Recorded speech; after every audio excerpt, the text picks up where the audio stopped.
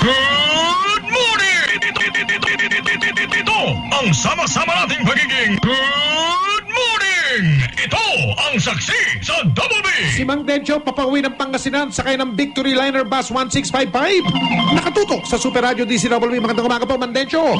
Ingat kayo sa biyahe. Happy trip, happy trip. 4 na minuto na lang bago mag-alas 7 ng umaga. Department of Education, target na may patala sa kindergarten ang lahat ng mga bata.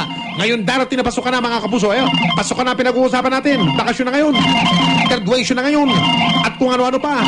Glenn Vego, pasok! 8% na lamang ng mga bata ang walang access o hindi pumapasok sa kindergarten na sinimulang ilunsad ng Department of Education noong isang taon.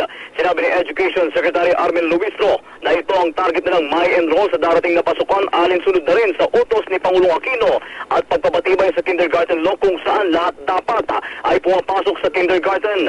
Dahil dito patuloy ang pangihikayat ng DepEd sa mga magulang na i-enroll ang kanilang mga anak sa preschool na may edad 5 hanggang 7 taon. Sinabi ng Kalim na 2 milyong bata ang inaasahan nilang papasok sa public preschool ngayong school year. At tinitiyak ng DepEd na bukas sila para sa registration hanggang sa buwan ng Hunyo. Ang inyong kapuso, Glenn Huego ng GMA sa Braso, DCWB.